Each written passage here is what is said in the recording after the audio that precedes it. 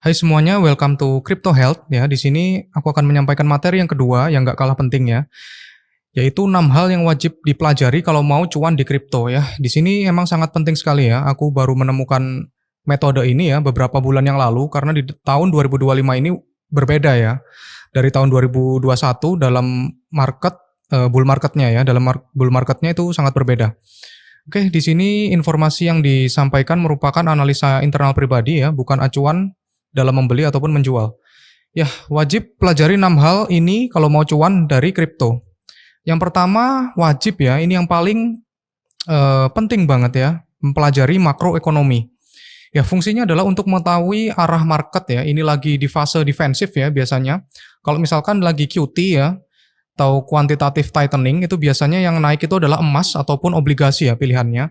Atau arah market lagi dalam fase ekspansi ya. Ekspansi itu biasanya suku bunganya rendah, kemudian ekonominya juga bagus. Itu kripto dan saham akan naik juga. Kita harus mengikuti money flow mengarah kemana. Nggak bisa kita maksa ya. Misalkan ekonomi lagi dalam fase defensif, kita beli kripto itu nggak bisa ya guys ya. Jadi kita harus mengikuti kemana arah uang beredar ya.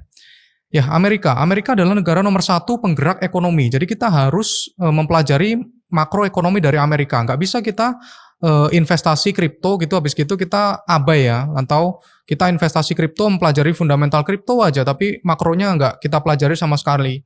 Itu ya hancur ya guys ya, rungkat kalian. Kalian nggak tahu kapan akan take profit, kapan akan beli, seperti itu ya. Jadi kalian wajib mengerti ini ya. Aku tahu kalau misalkan kalian males ya mempelajari hal ini, tapi ini adalah cara satu-satunya untuk kalian bisa cuan di market kripto ya. Kenapa kok seret ya liquidity tahun 2025 ya? Karena era easy money ya. Era easy money yaitu cetak uang atau printing money itu dimulai dari 2008 dan berakhir tahun 2022. Nah, sekarang kita tahun 2025 ya di sini ya. Itu uangnya sangat menurun ya.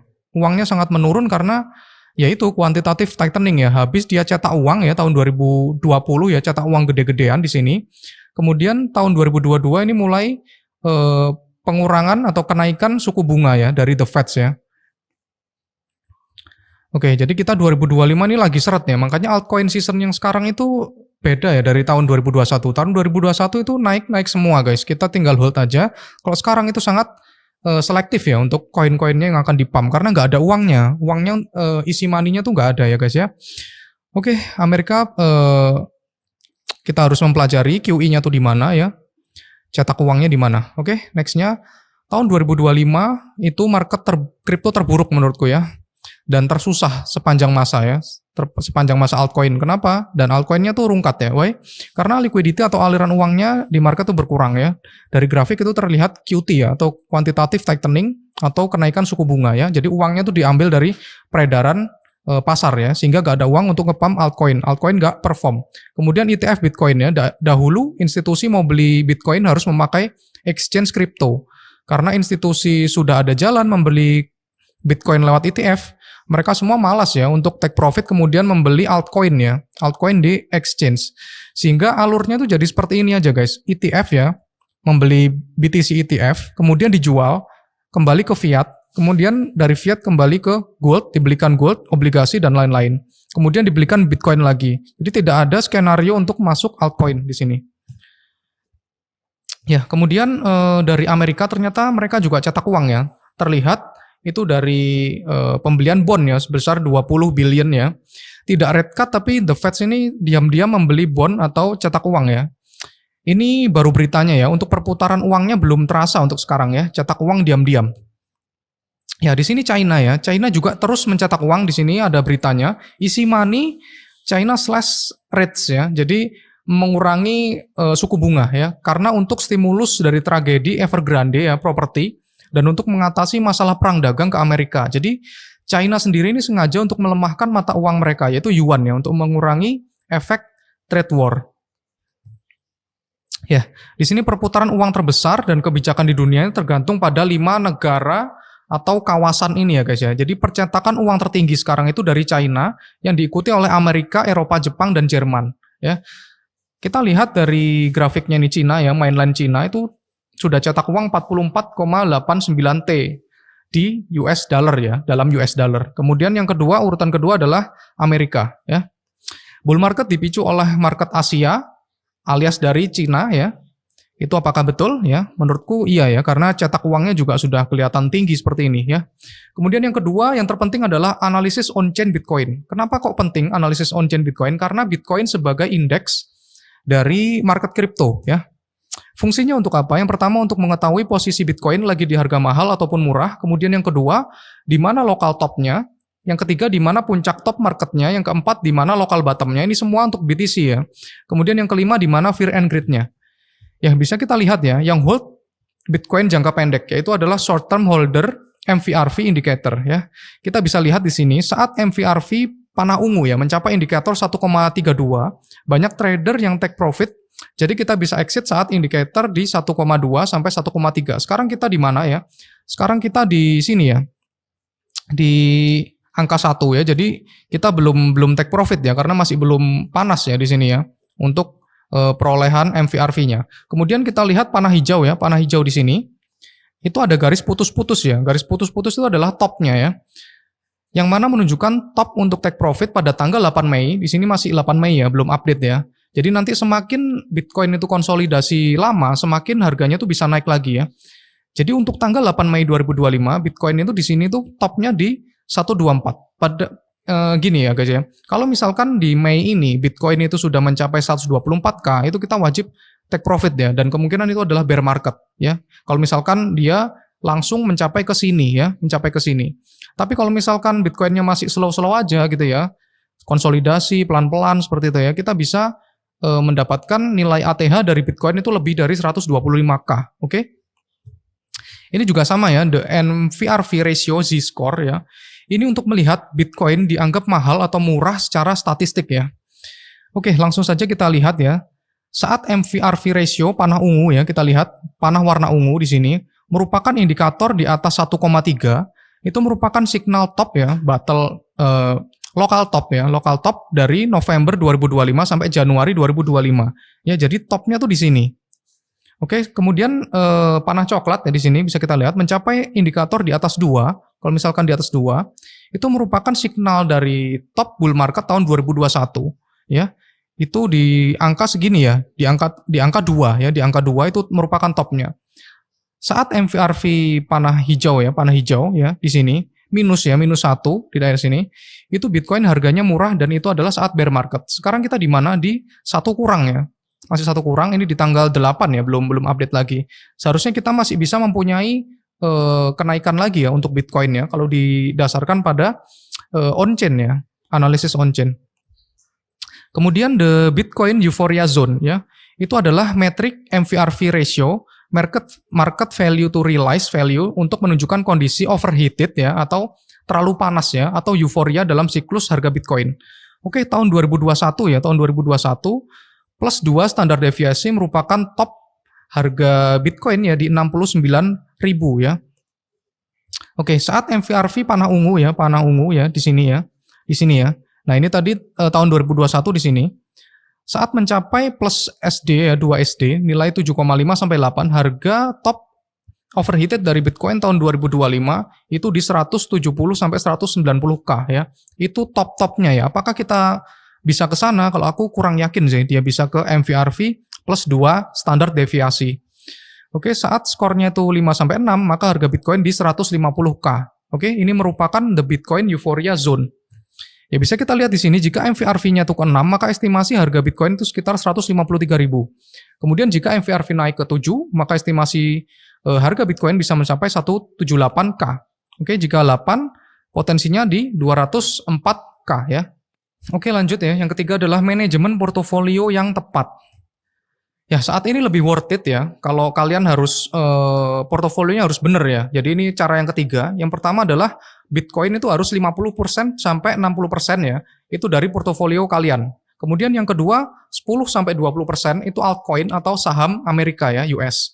Kemudian yang ketiga, 20% sampai 30% baru meme coin.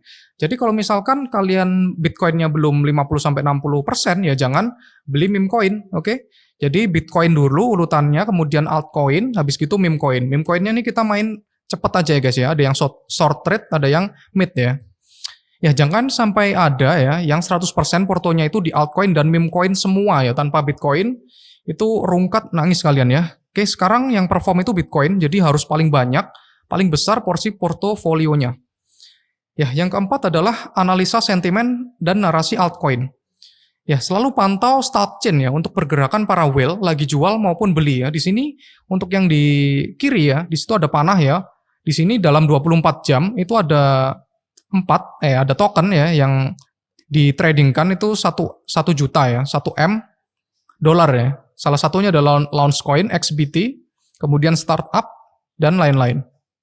Kemudian yang di kanan ya, a trader just accept DCA to dump Fartcoin ya. Jadi di sini kita bisa tahu, oh ini whale ini lagi ngedump Fartcoin, kemudian ditukar sama token useless. Useless itu juga meme coin juga ya sama ya. Jadi ke-track di sini. Stalkchain ini sangat berguna ya, walaupun ini gratis ya. Itu di Twitter ya, di X. Ya kemudian selanjutnya adalah Kaito ya, kaito.ai untuk mengetahui mindshare atau narasi di kripto itu apa sih. Oke, nah di sini tanggal 12 Mei ya, itu menurut Kaito, meme coin entering back into the mindshare top 20 lagi ya. Jadi masuk ke top 20 mindshare lagi untuk meme coin ya, tanggal 12 Mei. Makanya waktu itu ngepam parah ya, terutama di Mudeng. Oke, lagi ya untuk mengetahui mindshare atau narasi di kripto. Kemudian naratif mindshare ya, 30 hari ya tanggal 29 April. Yang pertama adalah AI, DeFi, baru meme ya.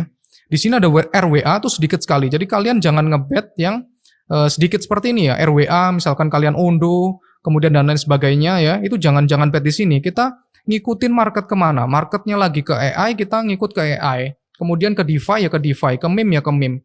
Gitu ya. Di sini tanggal 7 Mei itu AI juga berkurang ya untuk mindshare-nya, kemudian DeFi naik ya. Makanya di sini pada saat ini ya tanggal ini itu DeFi itu naik gila-gilaan juga ya, Sirup, kemudian ada apa ya? Ada Raydium, kemudian PancakeSwap seperti itu dan lain-lain. Jadi Kaito ini untuk mengetahui mindshare yang sekarang itu yang terpenting itu di mana gitu ya. Narasi di kripto itu lagi diarah kemana ya. Kemudian ini baru banget ya narasi yang lagi hot yaitu adalah ICM. ICM itu adalah Internet Capital Money ya. Di sini lebih ke altcoin ya, lebih ke altcoin daripada meme coin. Di sini mirip seperti AI agent ya. Di sini market leadernya adalah Launchcoin ini ya. Launchcoin ini adalah sebuah launchpad ya atau platform di mana seorang Web2 ya, perusahaan Web2 itu ingin mentokenisasi atau ingin listing ya, ingin listing di market. Kalau misalkan kita Web2 ingin listing di bursa saham itu kan sangat mahal sekali ya kan, sangat mahal sekali dan banyak aturannya.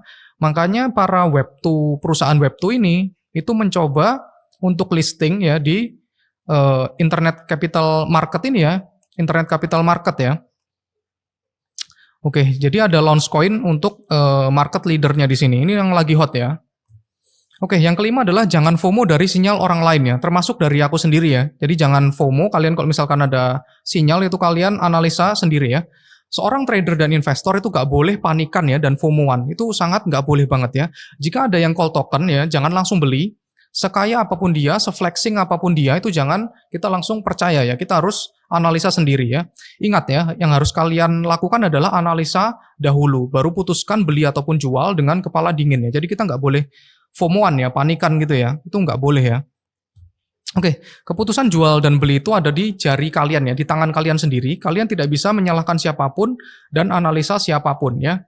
Karena biasanya seorang analisa itu dia mempunyai pikiran ya di otaknya sendiri dan dia juga menjalankan itu. Masalah kalian percaya atau enggak itu adalah keputusan kalian sendiri ya. Sepintar apapun orang tersebut, tidak ada seorang pun yang bisa benar 100% ya saat menganalisa suatu kripto ya. Kripto itu sangat susah banget guys. Jadi kita harus mengikuti beritanya itu agak susah sih sebenarnya untuk kripto sendiri. Karena marketnya tuh buka 24 jam ya. Jadi market itu 5 menit itu bisa berubah ya. Terlalu banyak faktor yang bikin kripto ini susah sekali dianalisa karena bergeraknya selama 24 jam ya dan sangat labil marketnya. Oke, yang terakhir adalah wajib take profit di sini ya. Semua yang belum di take profit adalah keuntungan yang semu ya atau keuntungan yang bisa kita lihat di layar aja. Cuman screenshot doang ya. Tapi cuannya itu bisa hilang ya. Wajib take profit dan masukkan cuannya tuh ke bank kalian, oke? Ya, ini contohnya seperti ini ya, kejadiannya di Fartcoin ya. Misalkan kalian buy ya. kalian buy di sini ya, beli di sini, kemudian ini naik sampai di topnya. Nah, di topnya nih kalian cuman screenshot aja. Ternyata ke besoknya ya, atau seminggu kemudian itu langsung turun. Ternyata turun 90% ya. Akhirnya kalian sell di sini gitu ya. Nah, itu contohnya pentingnya kalian take profit ya. Kalau misalkan kalian sudah puas dengan profitnya, ya udah di take profit aja ya guys ya, karena profit is profit ya, walaupun berapapun persenannya ya, itu tetap profit ya daripada rugi kalian. Oke, kesimpulannya ya, kalian wajib mempelajari 6 hal tersebut ya, wajib kalian ya. Kalau nggak mau ya udah, kalian nggak bakalan bisa cuan ya, biar bisa analisa mandiri. Nggak gampang difomoin sama orang lain. Kemudian yang kedua, kalian harus terpaksa belajar ya, harus mau ya. Kalau mau cuan di market kripto yang kejam ini. Kemudian yang ketiga, analisis makro adalah yang paling terpenting dari semuanya. Kalau makro lagi jelek, kripto nggak bakalan dapat likuiditas yang artinya bear market. Percuma analisa yang lain itu gak guna ya. Kemudian yang keempat, analisa on-chain Bitcoin adalah second-nya ya, atau yang terpenting yang kedua. Kenapa? Karena BTC merupakan indeks dari kripto. Kalau Bitcoin itu gak naik ya, apa kabar altcoin-nya? Kemudian penting untuk mengetahui Bitcoin ini lagi di harga murah ataupun mahal. Kemudian yang kelima, portofolio yang bagus itu bisa menjaga kalian ya dari penurunan ataupun kenaikan. 100% meme coin sama dengan bunuh diri ya. Kemudian yang keenam, kendalikan diri kalian dan juga take profit. Ya, bull market menembus ATH masih belum akan terjadi dalam waktu dekat ya. Kemungkinan bisa bulanan ya. Kemudian stay in market, trade, dan bisa cicil beli dari sekarang. Rate cut ya, atau penurunan suku bunga dari Amerika itu tampaknya mundur ke Juli. Ya, Mei dan Juni bisa jadi sideways ya, atau cenderung bullish ya, kalau misalkan dilihat dari grafiknya ya. Kemudian Juni akan rate cut dan QE. Market akan rally sekitar Juli atau September. Di situ menurutku top-topnya ya guys ya di situ. Oke, terima kasih. Welcome to Crypto Health.